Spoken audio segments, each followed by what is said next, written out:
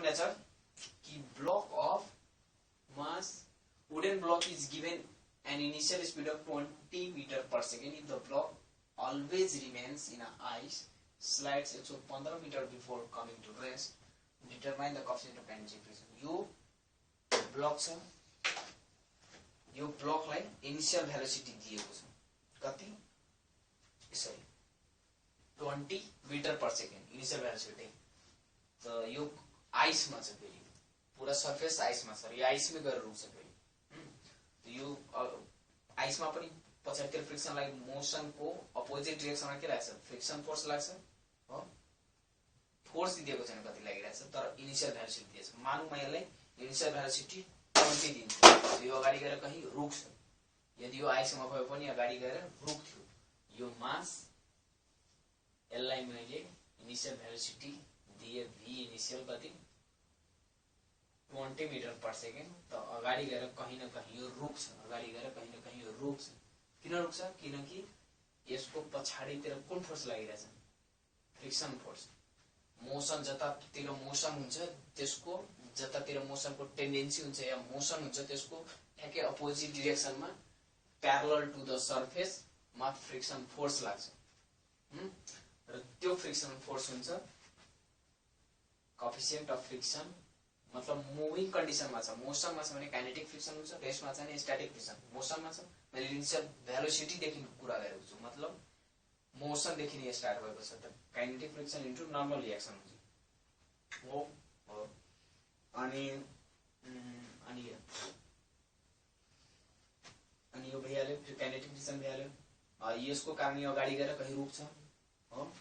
यसको कारण यो मास छ भने तलतिर फोर्स लागिरहला, ग्राभिटीले फोर्स लागिरहला, त्यो के वेट mg। र माथितिर यो सर्फेसमा छ, सर्फेसमा थियो मैले माथितिर कुन लागिरह्यो, नर्मल हो। त माथितिर मोसन, तल माथि मोसन थिएन भनेपछि तल र माथिको फोर्स के होला, सेम होला या ब्यालेन्स्ड होला, इक्विलिब्रियम होला दुवै फोर्स। त्यसैले हामी लेख्न सक्छौँ यो र यो फोर्स के होला, इक्वल होला। त हामी के लेख्न सक्छौँ, n इक्वल टु mg हो, frictional force equal to mu coefficient of kinetic friction into normal reaction हुन्छ। त हामी यसलाई यसरी लेख्न सक्छौँ coefficient of kinetic friction into mg हो। फ्रिक्सनल फोर्स इक्वल टु हामीलाई फाइन्ड के गर्नु छ, determine the coefficient of kinetic friction. यो फाइन्ड गर्नु छ हामीलाई, यो फाइन्ड गर्नु छ हामीलाई। Coefficient of kinetic friction equal to friction divided by mg हुन्छ। अब हेरौँ के हेरौँ, यहाँ के भनेको छ, जब मैले यसरी हाने त 115 मिटरमा गएर रुक्यो, 115 मिटरमा। अब हेरौँ योलाई केही कुनै बडी थियो, यो मतलब काइनेमेटिक्स लिनियर मोसन, वन डाइमेन्सन मोसन हुन्छ नि, त्यहाँबाट यो युज गर्ने एक्सेलरेसन आउँछ। एक्सेलरेसन आइदियो भने एक्सेलरेसन आइदियो भने मास दियो भने फेरि के आउँछ, फोर्स आउँछ, इनिशियल फोर्स आउँछ हाम्रो हो। इनिशियल भेलोसिटी कति छ, 220 मिटर पर सेकेन्ड हो। फाइनल भेलोसिटी के छ, 0 छ। इनिशियल भेलोसिटी कति छ, 20 metre per second, final velocity 0, initial velocity 20 metre per second. Displacement दिएको छ, डिस्प्लेसमेन्ट 115 मिटर हो। हामीले के छ, v square minus u square equal to 2as। Final velocity 0, initial velocity कति माइनसमा कति 400 भयो, 20 को स्क्वायर 400 डिवाइडेड बाइ 2a गयो भने 2, मतलब 2s गयो भने 2 इन्टु डिस्प्लेसमेन्ट 115 गयो भने एक्सेलरेसन आउँछ। एक्सेलरेसन कति आउँछ, यो कति भयो 200 divided by 115 equal to acceleration आउँछ 200 डिवाइडेड बाइ 100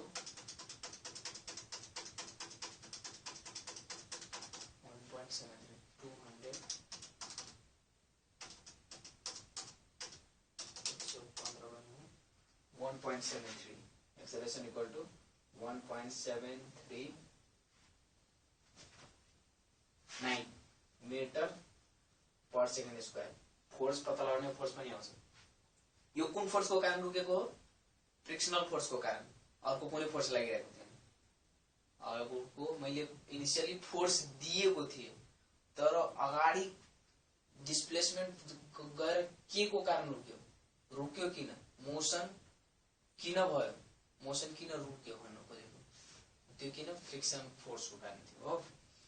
त हामीलाई यो एक्सेलरेसन के को हुने भयो मोसनमा यो एक्सेलरेसन के को छ यो frictional force equal to mass times acceleration हुन्छ नि त्यो फ्रिक्सनल फोर्स को एक्सेलरेसन हो मास यो मास र यो फ्रिक्सनल फोर्स लगाएको थियो यो एफ र त्यति बेलाको एक्सेलरेसन जति बेला मैले हाने थिएँ त फ्रिक्सनल फोर्स लगाएको थियो त्यसको एक्सेलरेसन कति थियो रिटार्डेसन थियो त्यसैले एक्सेलरेसन नेगेटिभ आउँछ यो नेगेटिभ माइनस यहाँबाट पनि लेख्दा हुन्थ्यो र यहाँबाट काइनेटिक फ्रिक्सन अब हामीले के फाइन्ड एक्सेलरेसन फाइन्ड गर्नु हो त frictional force equal to mu K into M के भयो normal reaction friction by M kinetic frictional force हामी फाइन्ड गर्न सक्छौँ फ्रिक्सनल फोर्स अब फाइन्ड भएन फ्रिक्सनल फोर्स कसरी हुन्छ मास टाइम्स एक्सेलरेसन मास कति छ दिएको होला मास पनि दिएको छैन अच्छा एम इन्टु ए लेख्न सक्छु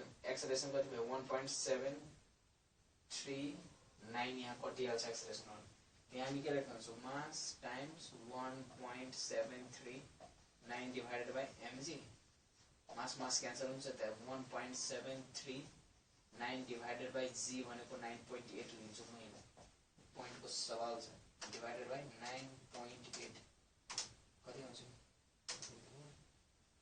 0.177 आउँछ 0.177 आउँछ यो फ्रिक्सन अच्छा सही हुन्छ यो म्यू के काइनेटिक फ्रिक्सन कति आएछ युनिट हुँदैन यसको किनकि frictional force equal to normal reaction यो नर्मल यसको फ्रिक्सनको युनिट के हुन्छ सेम हुन्छ त्यो के हुन्छ क्यान्सल हुन्छ त्यसैले काइनेटिक फ्रिक्सन 0.1 आएछ काइनेटिक फ्रिक्सन या स्ट्याटिक फ्रिक्सन हो कोएफिसिएन्ट अफ स्ट्याटिक फ्रिक्सन होस् या कोएफिसिएन्ट अफ काइनेटिक फ्रिक्सन होस् is always less than unity मतलब less than always is less than 1 हो 0.1 आएछ